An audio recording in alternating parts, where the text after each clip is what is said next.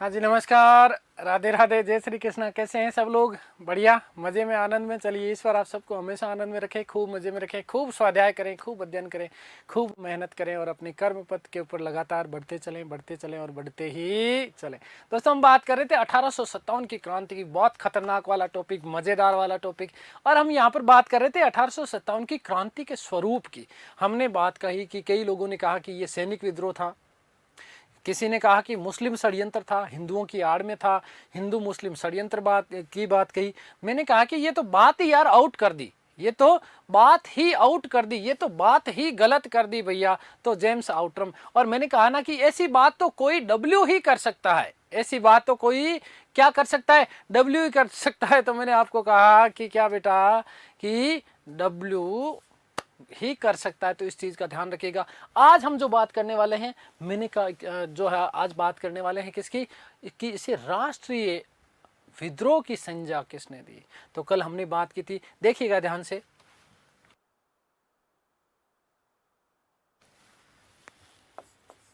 कि राष्ट्रीय विद्रोह क्या चीज है, राष्ट्रीय विद्रोह किसने कहा, ये राष्ट्रीय विद्रोह 1857 को क्या कह दिया गया, राष्ट्रीय विद्रोह कह दिया गया। ये किसके द्वारा कहा? अरे उन्होंने कहा भाई, किसने बात कही, बेंजामिन डिजरली ने। किसने कही? बहुत भयानक डिजायर थी अंदर, आग थी, आग लगी हुई थी विद्रोह करने की, राष्ट्र के लिए कुछ करने की आग लगी हुई थी। याद रखिएगा, राष्ट्र के लिए कुछ करने के लिए क्या थी, आग लगी हुई थी, इसलिए राष्ट्रीय विद्रोह कहा। किसने कहा? बेंजामिन डिजरली ने कहा। किसने कहा? बेंजामिन डिजरली ने कहा। दोस्तों ध्यान से सुनिएगा कि 27 जुलाई 1857 को ब्रिटेन की संसद, हाउस ऑफ कॉमन्स, क्या चीज, हाउस ऑफ कॉमन्स, और हाउस ऑफ कॉमन्स की जब सभा चल रही थी, इसी समय उन्होंने कहा, देखो तुम फालतू की बकवास करते हो, वो तो करो मत, लेकिन मुझे ये लगता है कि ये राष्ट्रीय विद्रोह है। अब तक जो भारतीय लोगों का आपने जो दमन किया है, अब तक जो भारतीय लोगों का आपने खून चूसा है, उनके ऊपर जो आपने अत्याचार किए हैं, इन अत्याचारों के फलस्वरूप ये विस्फोट फूटा है, और ये राष्ट्रीय विद्रोह है। क्या है? राष्ट्रीय विद्रोह है। तो हमारे महान, द ग्रेट रिवेलियन, ग्रेट के लिए मैंने आपको बताया ना क्या, अशोक मेहता। अशोक मेहता ने भी ये बात कही साहब कि बिल्कुल सही बात है, ये राष्ट्रीय विद्रोह है। आगे बात समझ में क्लियर है ना? तो ध्यान रखिएगा, राष्ट्रीय विद्रोह किसने कहा? बेंजामिन डिजरली ने। यही बेंजामिन डिजरली आगे जाकर के ब्रिटेन के प्रधानमंत्री बने। ब्रिटेन के क्या बने बेटा? प्रधानमंत्री बने। तो ध्यान दीजिएगा, राष्ट्रीय विद्रोह, तो याद रखिएगा कि ब्रिटेन के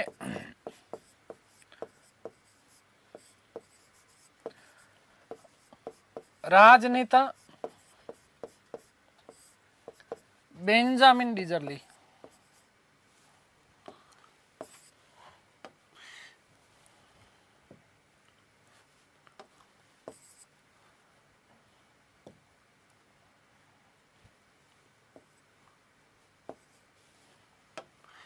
बेंजामिन डिजरली ने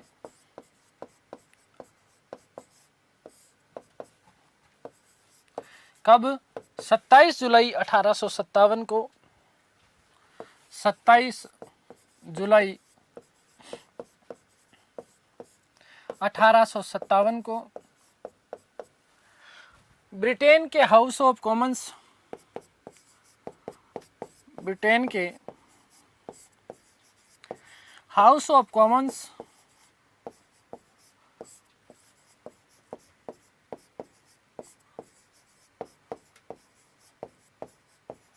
हाउस ऑफ कॉमन्स में इसे राष्ट्रीय विद्रोह बताया, राष्ट्रीय विद्रोह बताया।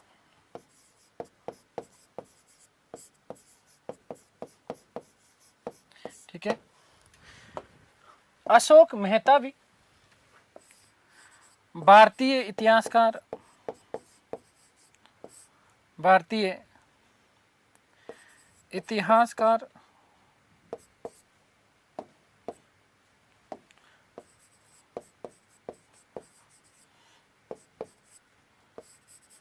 अशोक मेहता, अशोक मेहता भी इस मत का समर्थन करते हैं, इस मत का समर्थन करते हैं।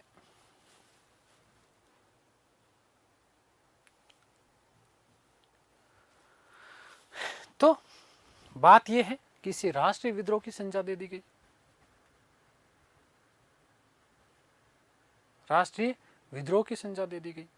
बहुत ही महत्वपूर्ण तथ्य कही गई। किसने कहा? बेंजामिन डिजरली ने कहा। एसएन सेन, एसएन सेन जिनकी पुस्तक का नाम क्या बताया? मैंने कहा सेन ने तो सीधी सीधी बात कही। सेन ने क्या कहा? सीधी सीधी बात कही। सीधी सीधी बात क्या? 1857। ना तो उन्होंने first war of Indian independence का, ना उन्होंने और कोई बात कही। उन्होंने कहा 1857। उन्होंने क्या कहा? 1857। एसएन सेन की पुस्तक 1857 1857 में क्या लिखा? उन्होंने एक बात लिखी कि जो कुछ धर्म की लड़ाई के रूप में शुरू हुआ, जो कुछ धर्म की लड़ाई के रूप में स्टार्ट हुआ, प्रारंभ हुआ, वह आखिरकार अंततः स्वतंत्रता संग्राम के रूप में समाप्त हुआ। ध्यान दीजिएगा क्या कहते हैं। कथन बड़ा महत्वपूर्ण कथन है एसएन सेन का। एसएन सेन ने इसको क्या कहा? उन्होंने कहा कि जो कुछ धर्म की लड़ाई के रूप में शुरू हुआ। धर्म की लड़ाई के स्वरूप में मतलब क्या है? जब अभी हम बात करेंगे तात्कालिक कारणों की, तब मैं चर्बी वाले कारतूसों की बात करेंगे। हम पिछली क्लास में भी इसकी बात कर चुके, चर्चा कर चुके। तो उनको यह लगता था कि जो भारतीय लोगों के धर्म के साथ खिलवाड़ किया गया। हम वेलूर विद्रोह की यदि बात करते हैं तो जैसे ड्रेस कोड में बदलाव किया गया था। भारतीय लोगों को, हिंदुओं को उनके माथे पर लगाए जाने वाले जातीय तिलक लगाने से रोक दिया गया। मुस्लिम जो भाई थे, उन मुस्लिम भाइयों को दाढ़ी मूंछ रखने पर पाबंदी लगा दी गई। तो ये कहीं ना कहीं भारतीय लोगों के धार्मिक जो चीजें थी, इन धार्मिक चीजों के ऊपर आघात था, गहरी चोट थी। भारतीय लोगों के लिए समुद्र बहुत ज्यादा प्रिय था, समुद्र पूजनीय था। तो समुद्र पार उनको बर्मा भेजने के लिए जो है तैयार हो गए भारतीय लोगों ने। भारतीय सैनिक टुकड़ियों ने इसका विद्रोह भी किया, जाने से इनकार भी कर दिया। तो कहीं ना कहीं मेहता साहब ये बात बोलते हैं कि साहब भारतीय लोगों के साथ जो धार्मिक जो चीज थी, उनके धर्म की जो लड़ाई प्रारंभ हुई थी, इस धर्म की लड़ाई ने ही अंततः स्वतंत्रता संग्राम के रूप में इस चीज का क्या किया? समापन किया। तो ये बात किसने कही थी? एसएन मेहता साहब ने कही। कहां पर किया? 1857 जो अपनी पुस्तक लिखी उन्होंने 1857, उसमें ये बात उन्होंने कही है। साथ ही साथ इसे राष्ट्रीय विद्रोह की संज्ञा देने वाले व्यक्ति, ये प्रश्न सीधा सीधा प्रश्न आता है, बहुत बार पूछ लिया गया है।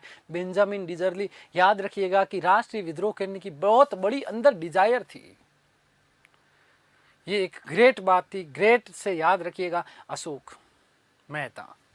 क्या याद रखेंगे बेटा? अशोक मेहता। तो याद रखिएगा। अब इसको क्या हम राष्ट्रीय विद्रोह कह सकते हैं क्या? थोड़ी सी एक छोटी सी ऐसी चर्चा करें यदि हम लोग, तो क्या इसे राष्ट्रीय विद्रोह कह सकते हैं? बिल्कुल कह सकते हैं। मेरे हिसाब से तो इसको राष्ट्रीय विद्रोह कहना अनुचित नहीं होगा। कहीं ना कहीं ये बिल्कुल राष्ट्रीय विद्रोह था। किस रूप में था राष्ट्रीय विद्रोह? क्योंकि भारत के जो है लगभग संपूर्ण भाग में जो है, संपूर्ण भागों में ये फैला, लगभग सभी जगह, और भारतीय लोगों ने इसमें बढ़ चढ़ करके हिस्सा लिया। तो इसको राष्ट्रीय विद्रोह हम लोग कह सकते हैं। इसको राष्ट्रीय विद्रोह हम लोग कह सकते हैं। याद रखिएगा। अगली बात,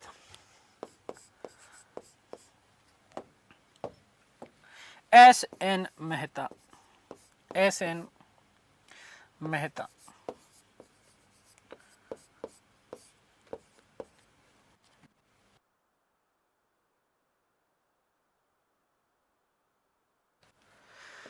अपनी पुस्तक 1857 में लिखा है कि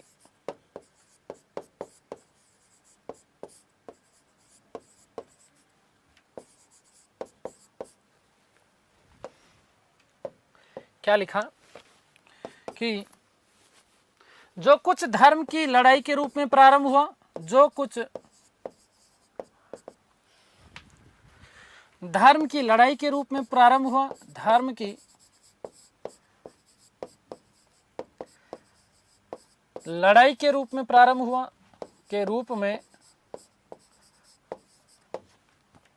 प्रारंभ हुआ।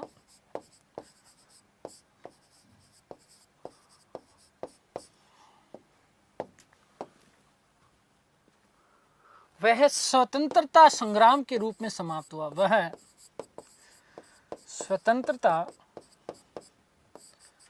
संग्राम के रूप में समाप्त हुआ।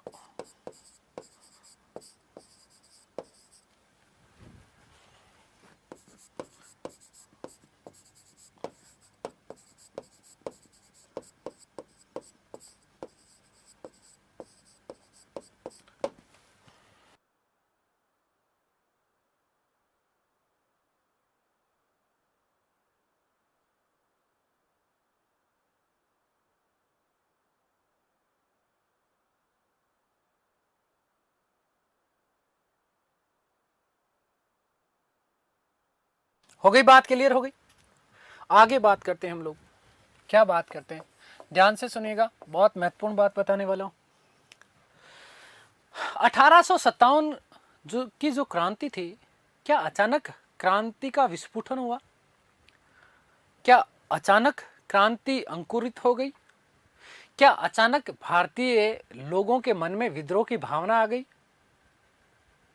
इस सृष्टि में अचानक कुछ भी नहीं हुआ करता, इस सृष्टि में अचानक कुछ भी नहीं हुआ करता। इस 1857 की क्रांति से पूर्व अनेक विद्रोह हुए। हाँ, ये बात अलग है कि वो उन विद्रोहों का स्वरूप इतना ज्यादा व्यापक नहीं था, इतना बड़ा नहीं था, इतना वृहद स्तर पे नहीं हुआ। यदि 1857 की क्रांति को सुनियोजित रूप से संचालित किया जाता तो हमारा भारत 1947 तक इंतजार नहीं करता। हम भारतीय लोगों ने 1857 की क्रांति में ही अंग्रेजों को छक्के छुड़ा दिए थे। तो इतनी बड़ी चीजें, इतना इंतजार हमें नहीं करना पड़ता शायद कहीं ना कहीं। तो 1857 की क्रांति से पहले कौन कौन से विद्रोह हुए, उनके पीछे हम थोड़ी सी चर्चा करने वाले, थोड़ी सी हम बात करेंगे उसके पीछे की पृष्ठभूमि की।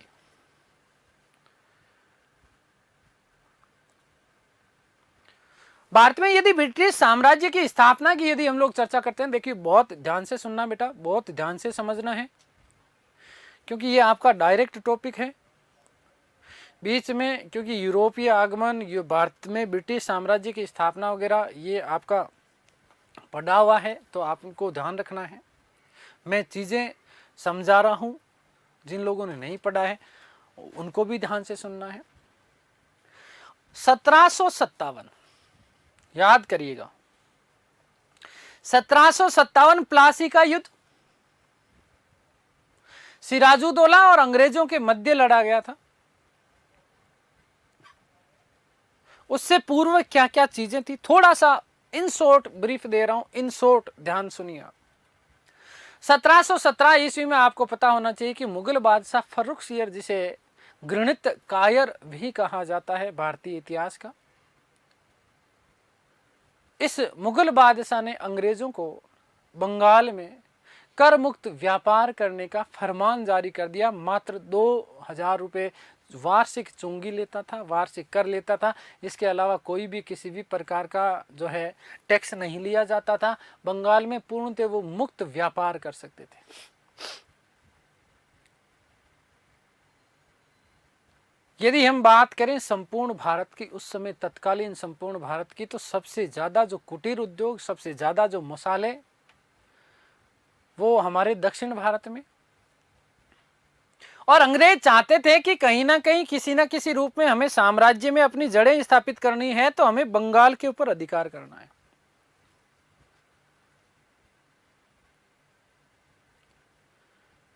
(1740) से लेकर के 1755-56 तक का जो शासनकाल का समय है बंगाल में, वो अलीवर्दी खां मुगलों के अधीन शासक थे एक तरीके से। 1734-35 के आसपास बंगाल के जो है जो गवर्नर हुआ करते थे उनको नवाब का पद दे दिया गया था। पूर्ण रूप से वो स्वतंत्र हो चुके थे, मुगलों के अधीन नहीं होकर के केवल और केवल वो टैक्स अदा किया करते थे और बंगाल में अपना स्वतंत्र राज्य वो चलाया करते थे। तो 1740 के आसपास अलीवर्दी खान शासक बना और अलीवर्दी खान ने मुगलों को जो पेंशन के रूप में जो पैसे दिए जाते थे, जो टैक्स दिया जाता था, जो कर दिया जाता था, वो कर उन्होंने समाप्त कर दिया, कर देना बंद कर दिया। तो मुगल वैसे ही नाराज थे। और फिर दूसरी चीज कि बंगाल में अंग्रेजों को मुक्त व्यापार करने का फरमान प्राप्त हो चुका था। वहां पर वो बंगाल में नवाब अलीवर्दी खान के खजाने को बहुत बड़ा उनका दुरुपयोग कर रहे थे, उनके कोष को, उनके राजस्व को नुकसान पहुंचा रहे थे। किस तरीके से? भाई यदि टैक्स ही नहीं आएगा तो राजस्व वृद्धि कैसे होगी? यदि आज भी वर्तमान में भी हम चर्चा करें, वर्तमान में भी हम बात करें, तो टैक्स सबसे बड़ा आय का साधन होता है। यस और नो? तो कहीं ना कहीं ये चीजें चल रही थी। अलीवर्दी की मृत्यु के बाद में, क्योंकि अलीवर्दी के कोई संतान नहीं थी, तो उसका नाती मतलब दोहिता सिराजुद्दौला शासक बनता है। सिराजुद्दौला के खिलाफ बहुत सारे षड्यंत्र उसी के परिवार के लोग, घसीटी बेगम, उसकी मौसी, मीर कासिम, बंगाल का एक साहूकार लालचंद, बहुत सारे लोग हैं, खैर उतना अंदर नहीं चलेंगे हम लोग। उन्होंने षड्यंत्र करा और अंग्रेजों के को बेचने का प्रयास किया बंगाल को। यहीं पर एक उल्लेख मिलता है पर्णिकर, जो कि इतिहासकार हुए। उन पर्णिकर ने एक बात लिखी कि प्लासी का जो युद्ध हुआ 1757 में, प्लासी का युद्ध एकमात्र सौदा था जिसमें बंगाल के धनी और नवाब के उसे अपनों ने ही अंग्रेजों के हाथों बेच दिया था। तो 1757 का प्लासी का युद्ध हुआ और इस प्लासी के युद्ध ने भारत में एक तरीके से अंग्रेजी साम्राज्य की नींव रख दी।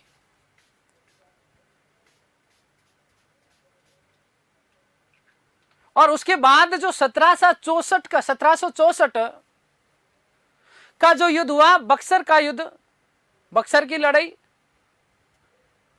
इस बक्सर की युद्ध की लड़ाई ने अंग्रेजों ने जो विजय प्राप्त की, उस विजय ने भारत में अंतिम रूप से अंग्रेजी साम्राज्य की स्थापना किया, ठप्पा लगा दिया।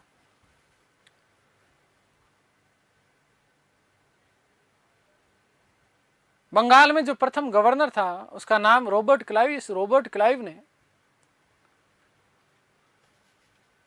मीर जाफर के साथ में मिलकर के बंगाल का खून चूसा, बंगाल में भयंकर उसने टैक्स वसूले और इतना ज्यादा कर आरोपण कर दिया जनता के ऊपर की हालत खराब हो गई।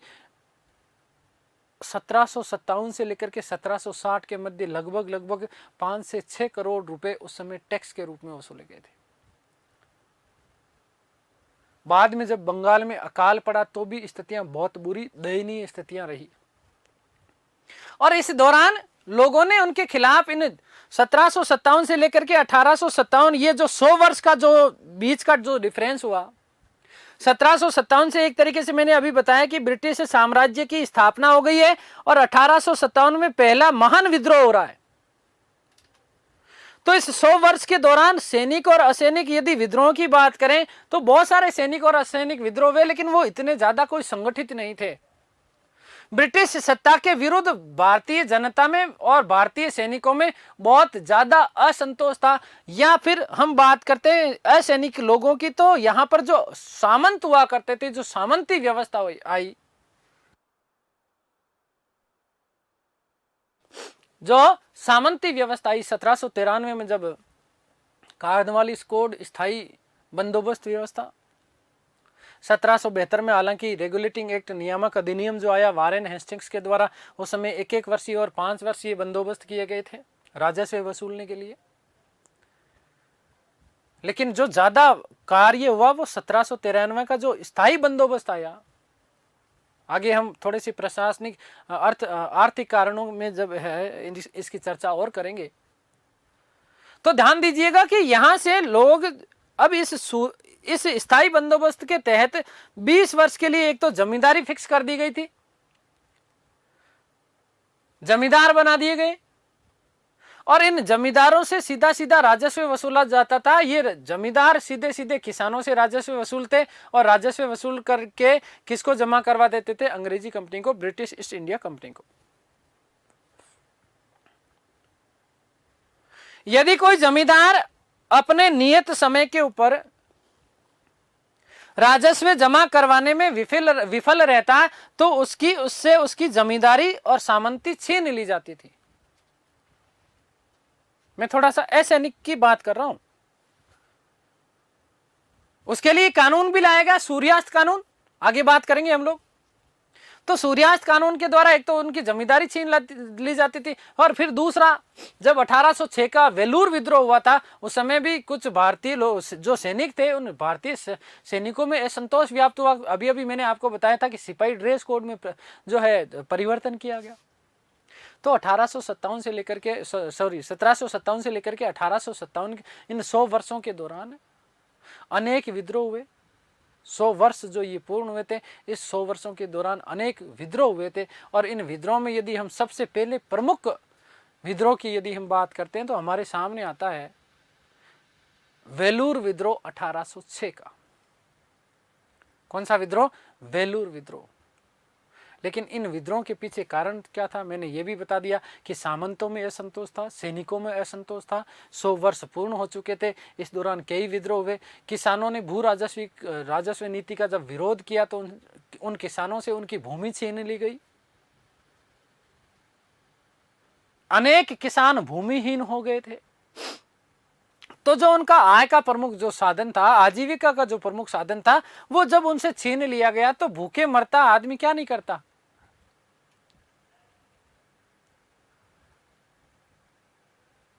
इस संसार में पेट ही तो है सब कुछ, जिसके लिए हम सब कुछ कर रहे हैं। मैं अभी क्यों चिल्ला रहा हूं? इसके लिए। आप अभी क्यों सुन रहे हैं, क्यों पढ़ रहे हैं? इसी के लिए। इसका भरण पालन पोषण करना बहुत बड़ा दुभर होता है। तो 1857 से पूर्व कौन कौन से विद्रोह हुए, उनकी हम लोग चर्चा कर रहे हैं। यहां देखिएगा, 1857 की क्रांति से पूर्व, 1857 की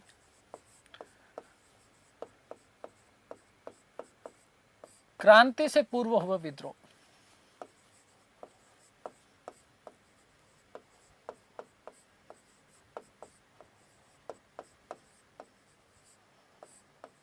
ध्यान दीजिएगा। सबसे पहले मोस्ट इंपोर्टेंट, जहां से बेटा आपका प्रश्न बनता है, वेलूर विद्रोह बहुत बार पूछा जाता है, याद रखिएगा। मैं बात कर रहा हूं वेलूर विद्रोह की।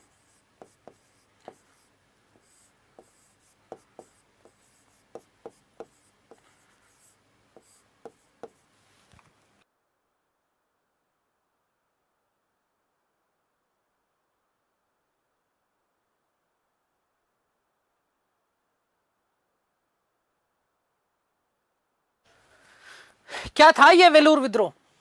तो ध्यान से सुनिएगा, कारण क्या था सबसे बड़ा। वेलूर विद्रोह हुआ कब? 1806 में। वेलूर विद्रोह कब हुआ आपका? 1806 में। लेकिन अचानक से तो कोई विद्रोह हुआ नहीं करता, इसके पीछे कोई ना कोई कारण होता है ना। तो ध्यान दीजिएगा कि नवंबर 1805 में एक अधिनियम पारित किया गया। नवंबर 1805 में ब्रिटिश ईस्ट इंडिया कंपनी के द्वारा एक अधिनियम पारित किया गया, और इस 1805 नवंबर में इस अधिनियम के द्वारा क्या किया गया? ध्यान से सुनिएगा कि अधिनियम के द्वारा सिपाही ड्रेस कोड में बदलाव किया गया। सिपाही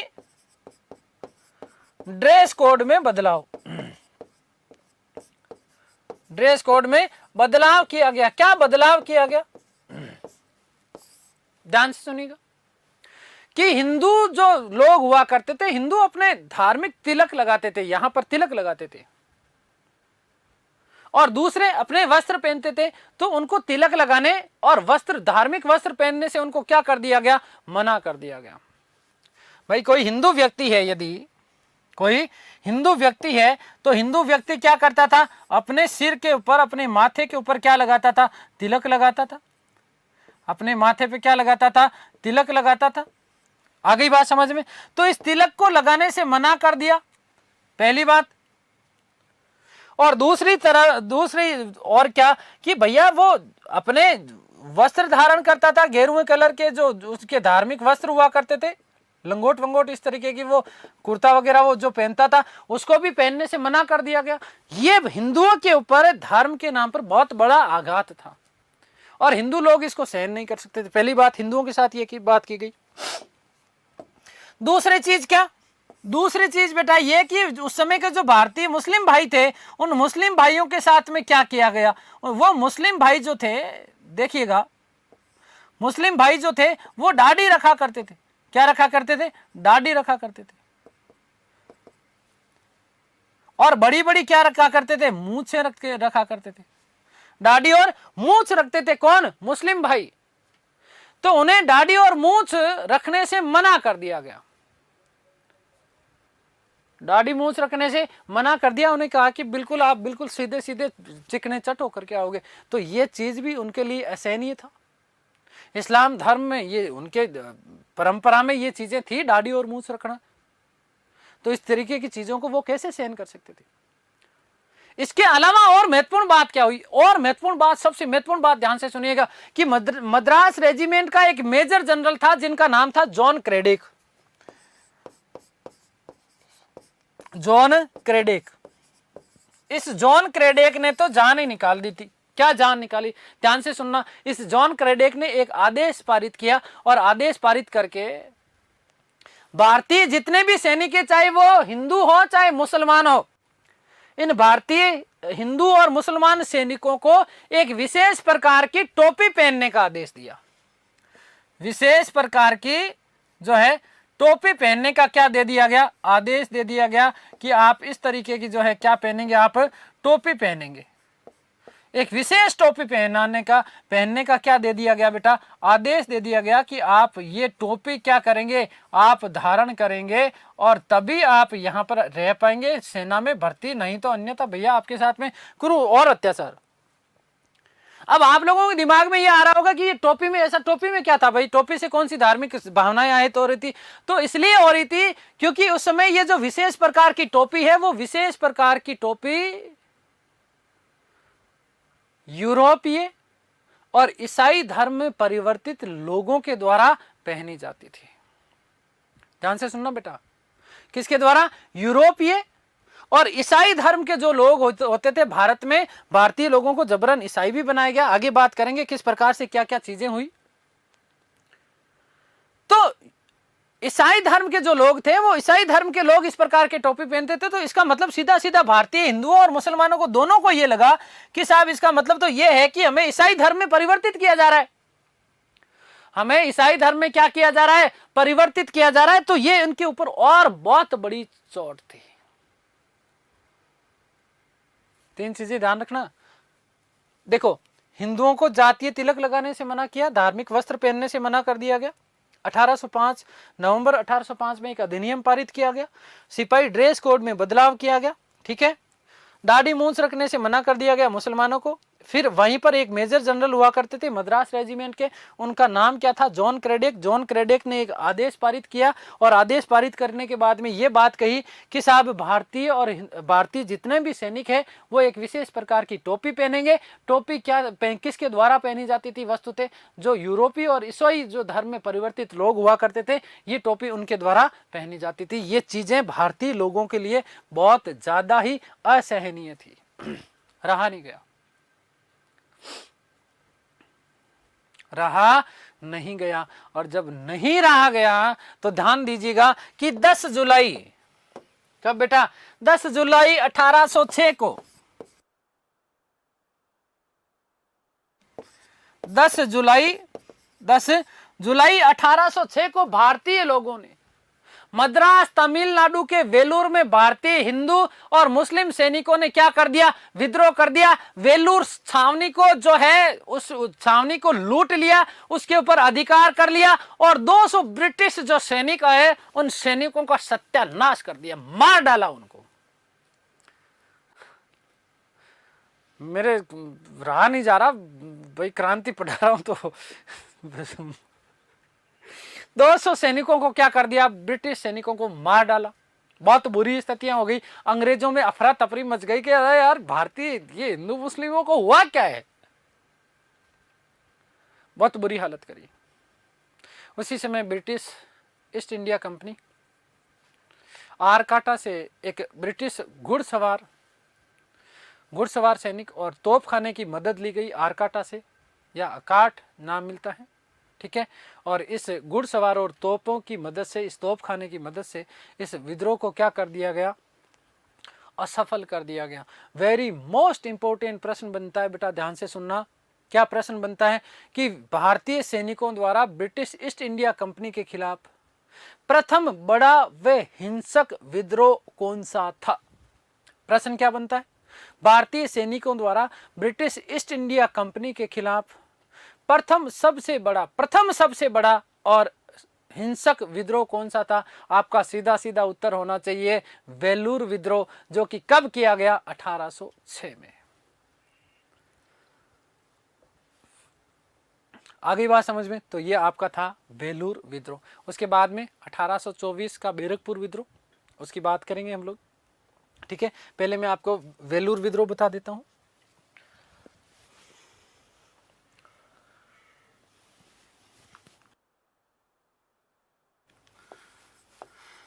वेलूर विद्रोह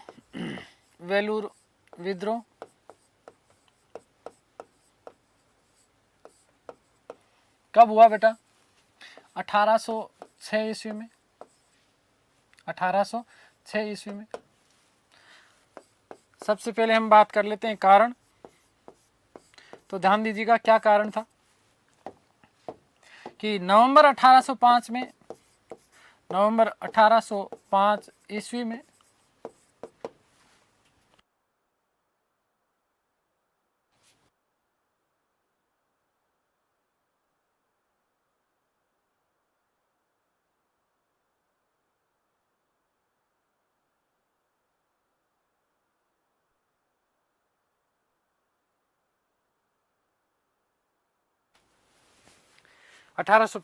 में पारित एक अधिनियम द्वारा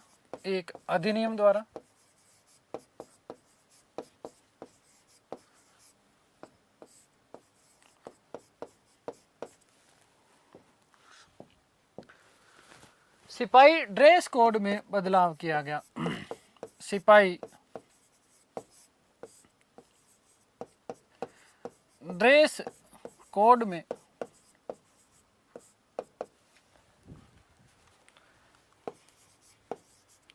बदलाव किया गया।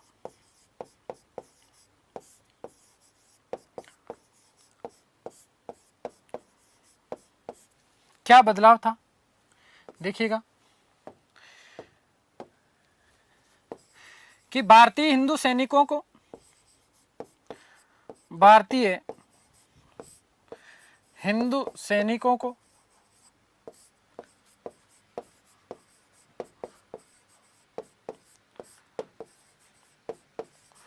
उनके जातीय तिलक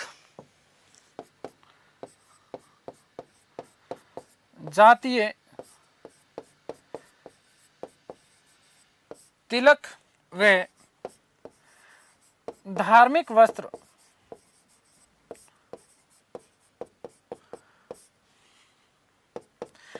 पहनने पर रोक लगा दी गई।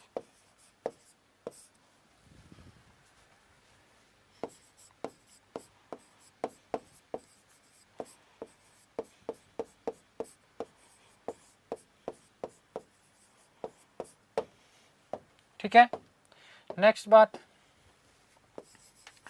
भारतीय मुसलमान सैनिकों को मुस्लिम सैनिकों को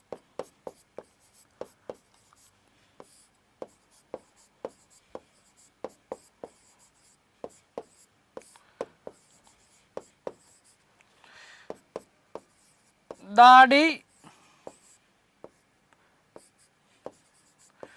मूछ रखने पर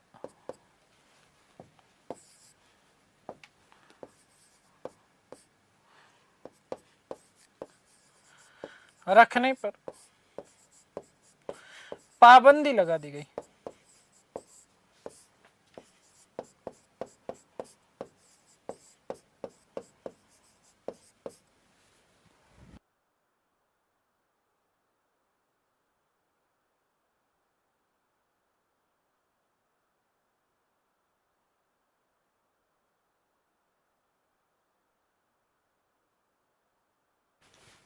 अगली बात, मद्रास रेजिमेंट के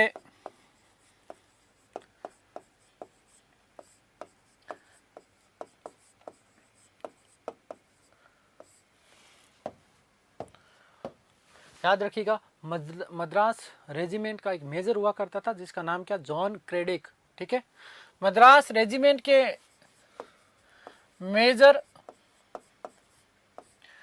जॉन क्रेडिक ने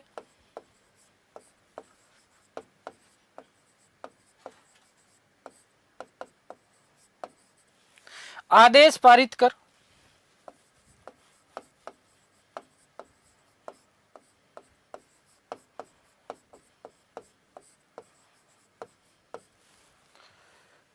भारतीय सैनिकों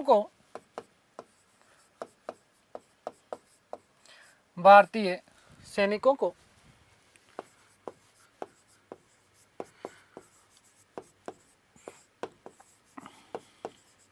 एक विशेष प्रकार की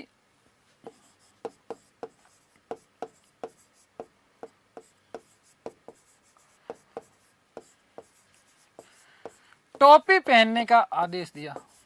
टोपी पहनने का आदेश दिया।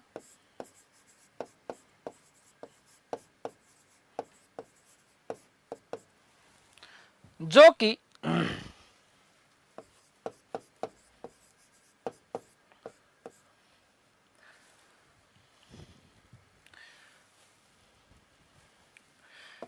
यूरोपियों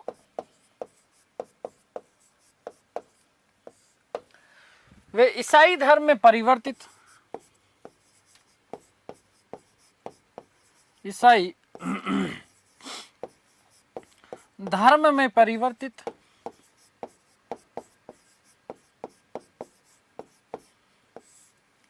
लोगों के द्वारा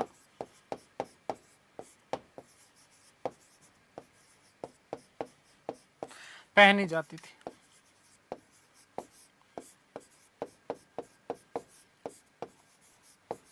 और इसीलिए क्या हुआ बेटा, विद्रोह हुआ। अब क्या फूटा, विद्रोह फूटा कब, 10 जुलाई 1806 को। अब क्या हुआ, विद्रोह हुआ 10 जुलाई 1806 को। 10 जुलाई 1806 ईस्वी को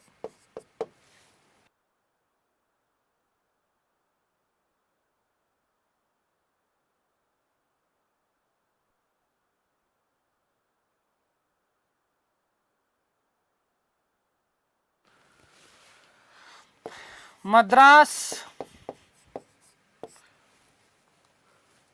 तमिलनाडु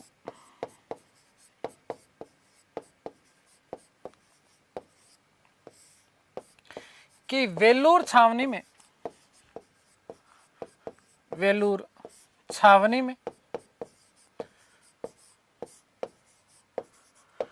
भारतीय सैनिकों ने विद्रोह कर दिया। भारतीय सैनिकों ने विद्रोह कर दिया।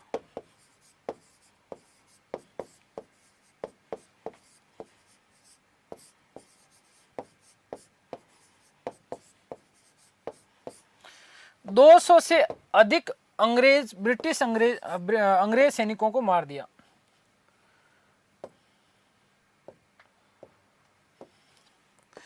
दो सौ से अधिक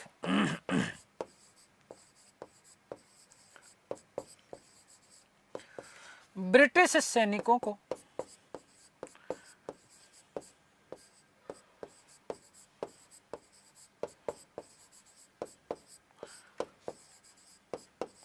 मार डाला। ब्रिटिश ईस्ट इंडिया कंपनी ने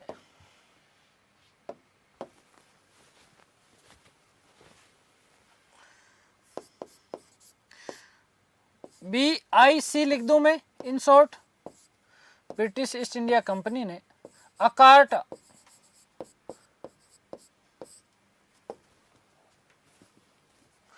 या आरकाटा, ठीक है, से घुड़सवार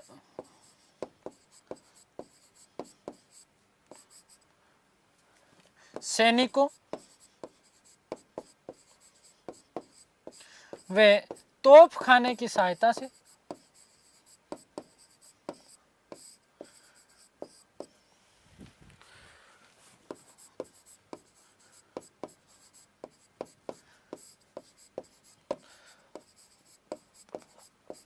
इस विद्रोह का दमन किया।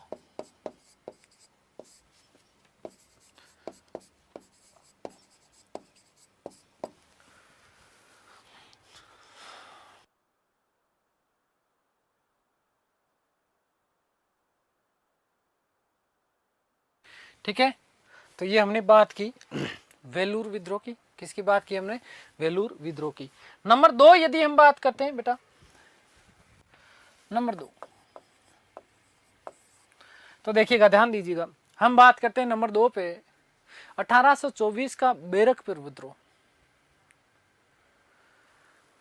1824 में यदि हम बात करें तो उस समय भारत में ब्रिटिश ईस्ट इंडिया कंपनी का जो गवर्नर था, उस गवर्नर का नाम लॉर्ड एम हर्स्ट।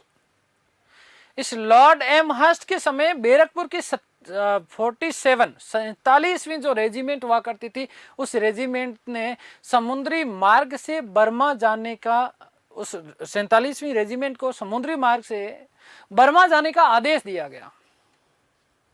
अब मैंने अभी आपको थोड़ी देर पहले कहा, मैंने कहा कि भारतीय लोगों के लिए समुद्र देवता की तरह था, पूजनीय था, उसको पार करके जाना उनके धर्म के विरुद्ध था, और इसलिए सैनिकों ने समुद्री मार्ग से बर्मा जाने के लिए क्या कर दिया? इनकार कर दिया, और यहीं पर क्या कर दिया गया? विद्रोह कर दिया गया। क्या कर दिया गया? विद्रोह कर दिया गया। देखिएगा 1824 का 1824 बैरकपुर विद्रोह, बैरकपुर विद्रोह।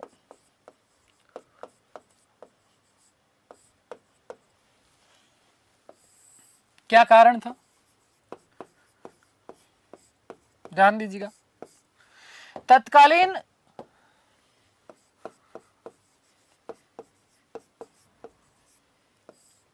गवर्नर जनरल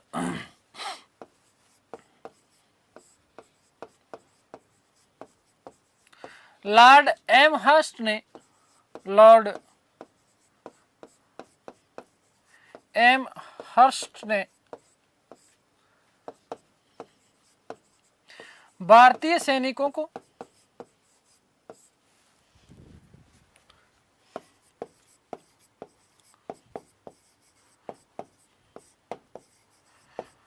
समुद्री मार्ग से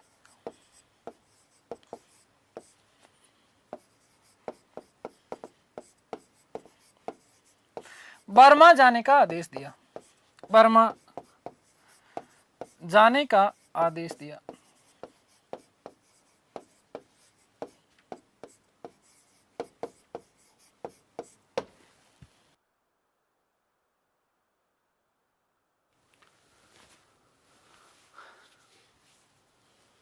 बैरकपुर की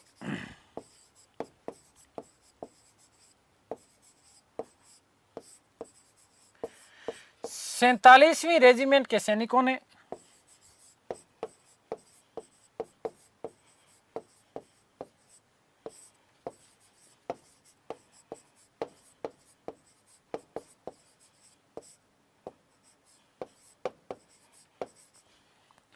जाने से इनकार कर दिया।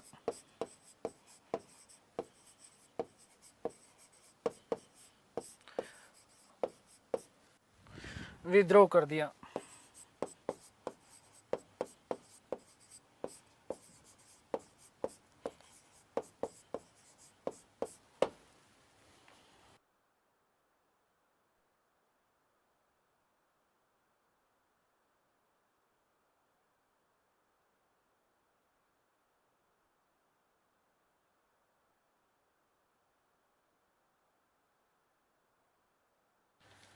ठीक है, आ गई बात समझ में?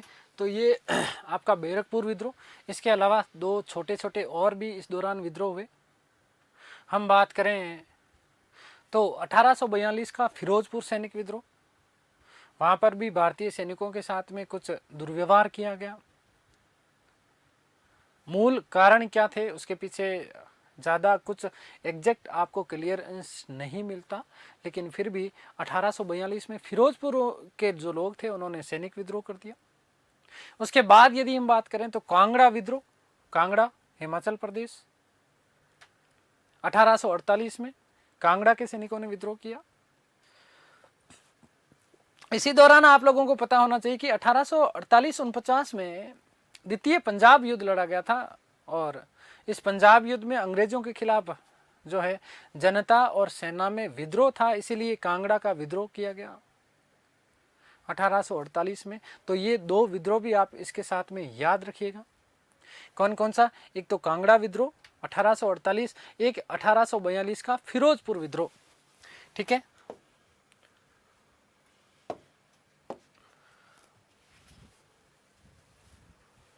नंबर 3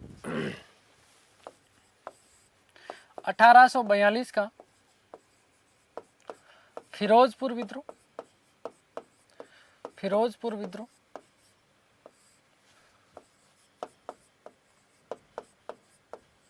ये ज्यादा बड़े नहीं थे। और एक 1848 ईस्वी का कांगड़ा हिमाचल, ठीक है, विद्रोह। अब उसके बाद जो सबसे बड़ा खतरनाक उसके बाद यदि विद्रोह हुआ तो हम बोलते हैं सांथालों का विद्रोह। और सांथालों का जो विद्रोह हुआ वो 1855-56, मोस्ट इंपोर्टेंट है, ये प्रश्न पूछा हुआ है सांथाल विद्रोह कब हुआ है, तो 1855-56 में सांथाल विद्रोह हुआ। 1857 की क्रांति से पूर्व प्रथम हिंसक जनजातीय विद्रोह कौन सा था? मोस्ट इंपोर्टेंट प्रश्न बनता है, याद रखिएगा। तो कौन सा था? आपका सांथाल विद्रोह। और सांथाल विद्रोह की यदि हम बात करते हैं तो मुर्शिदाबाद से लेकर के बिहार, भागलपुर वे राजमहल की पहाड़ियों तक विस्तृत था। ये क्या था सांथाल विद्रोह? राजमहल, एक बात और याद रखिएगा कि राजमहल की पहाड़ियों में हुआ, ये राजमहल की पहाड़ियों के आसपास, इसलिए इसको पहाड़िया विद्रोह भी कहा जाता है। इसी को क्या कहा जाता है? पहाड़िया विद्रोह भी कहा जाता है। मोस्ट इंपोर्टेंट प्रश्न बन जाता है। आदिवासियों के विद्रोह में सबसे खतरनाक यदि कोई विद्रोह माना जाता है तो वो विद्रोह किसका, कौन सा? सांथाल विद्रोह। इस सांथाल विद्रोह का जो है नेतृत्व किसके द्वारा किया गया? मोस्ट इंपोर्टेंट प्रश्न बनता है बेटा, ध्यान से सुनना। सिद्धू और कान्हू ने। किसने किया? सिद्धू और कान्हू ने। अब यहां पर देखिए कुछ थोड़ी सी चीजें आपको और कंट्रोवर्सी मिलती है। मैंने आपको पहाड़िया विद्रोह की बात कही, राजमहल की पहाड़ियों तक ये विस्तृत था, तो इसलिए इसको पहाड़िया विद्रोह कहा जाता है। लेकिन ध्यान से सुनना कि 1778 ईस्वी, कब? 1778 ईस्वी में राजमहल की जो पहाड़ियां थी, इससे पूर्व वहां पर जो निवास कर रही, जो जनजातियां निवास कर रही थी 1778 से ईस्वी से पूर्व, उन जनजातियों ने अंग्रेजों के खिलाफ जो है खूनी संघर्ष किया था। और अंत में अंग्रेजों को इतना ज्यादा मजबूर होना पड़ा कि उन अंग्रेजों को उन पहाड़िया जनजातियों के खिलाफ घुटने टेकने पड़े और उन्हें समझौता भी करना पड़ा।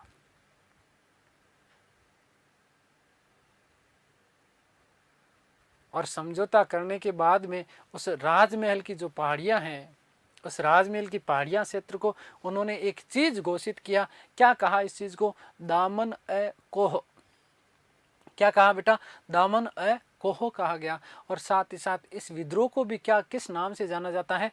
पहाड़िया विद्रोह। तो यदि पहाड़िया विद्रोह 1855-56 नहीं आए आपके ऑप्शन में तो क्या करना है बेटा? 1778 ईस्वी में। कहां पर हुआ? वस्तुतः पूर्ण रूपेण वो केवल राजमहल की पहाड़ियां जो थी वहीं तक विस्तृत हुआ करता था। और जब यदि हम सांथाल विद्रोह की बात करते हैं तो ये पूरा का पूरा जनजातीय विद्रोह था। वस्तुतः यहां पर उल्लेख ये मिलता है कि ये जो सांथाल जनजाति हुआ करती थी, इन्हें इनकी पारंपरिक रूप से की जाने वाली खेती के ऊपर रोक लगाने का प्रयास किया गया था।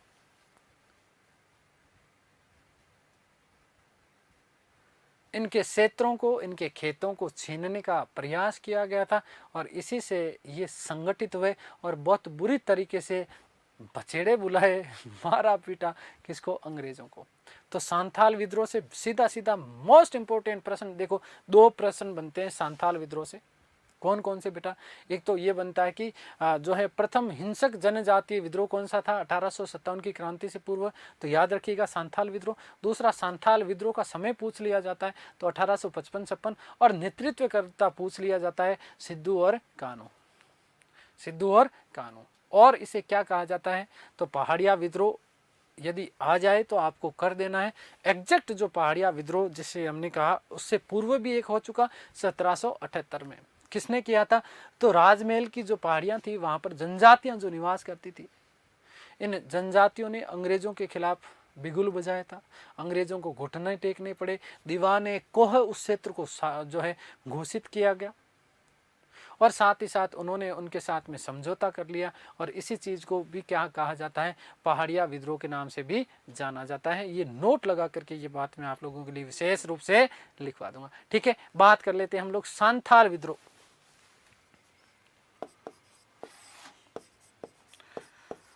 सांथाल विद्रोह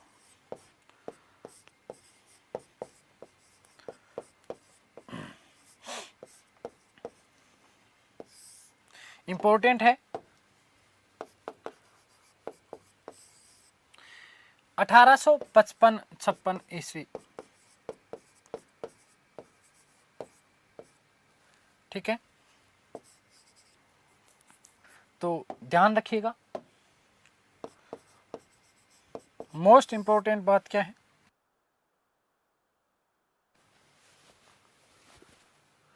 कि 1857 की क्रांति से पूर्व, 1857 की क्रांति से पूर्व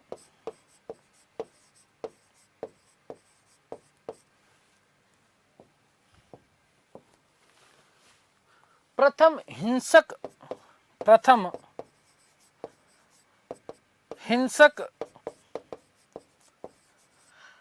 जनजातीय विद्रोह था, जनजातीय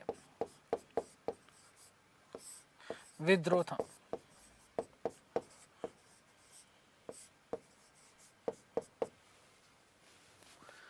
जो मुर्शिदाबाद से लेकर,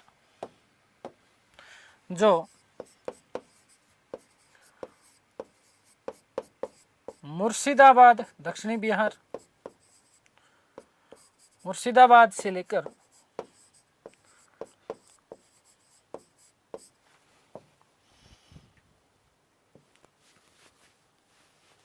बिहार के भागलपुर, बिहार के भागलपुर,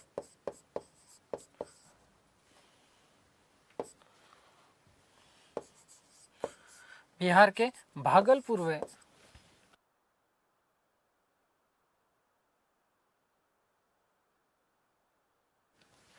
राजमहल की पहाड़ियों तक, राजमहल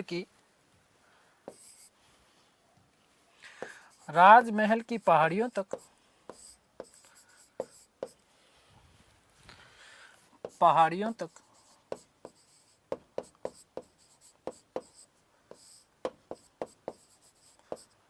विस्तृत था।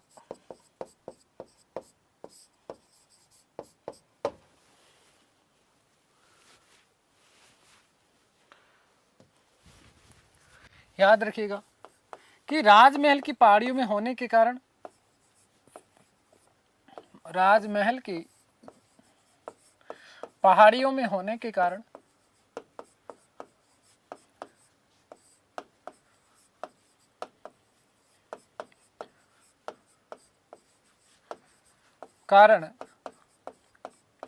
इसे पहाड़िया विद्रोह भी कहा जाता है।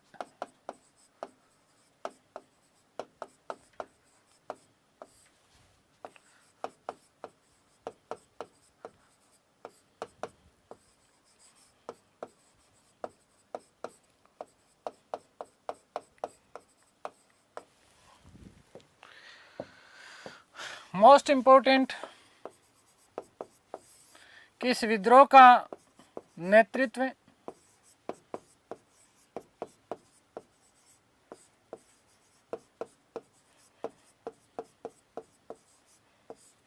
सिद्धू व कान्हू ने किया। सिद्धू व कान्हू, याद रखिएगा, सिद्धू व कान्हू।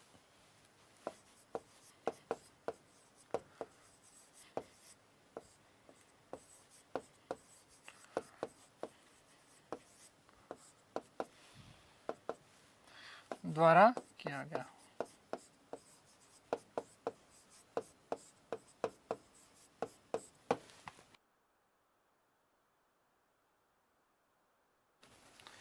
नोट लगा के लास्ट बात लिख रहा हूं कि राजमहल की पहाड़ियों में, इससे पूर्व राजमहल की पहाड़ियों में, राजमहल की पहाड़ियों में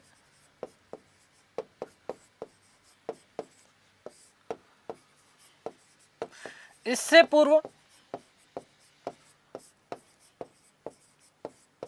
1778 ईस्वी, 1778 ईस्वी में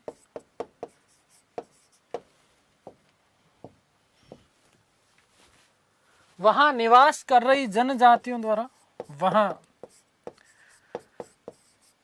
निवास कर रही जनजातियों द्वारा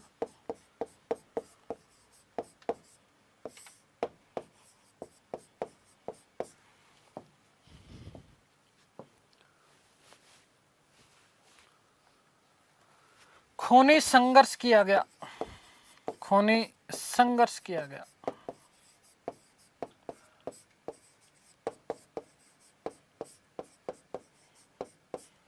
अंग्रेजों ने मजबूर होकर, अंग्रेजों ने मजबूर होकर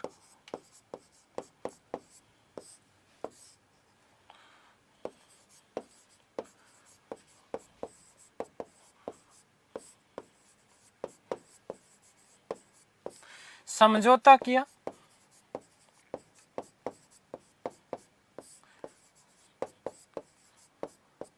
वह उनके क्षेत्र को दामन को, उनके क्षेत्र को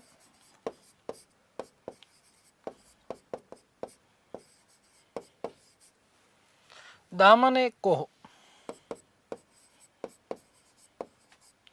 दामन ए कोह घोषित किया।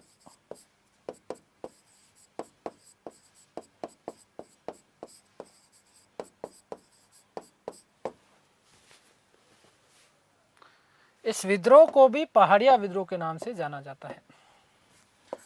इस विद्रोह को भी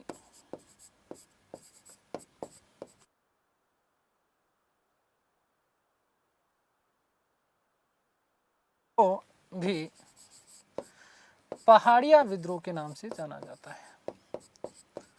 पहाड़िया विद्रोह के नाम से जाना जाता है।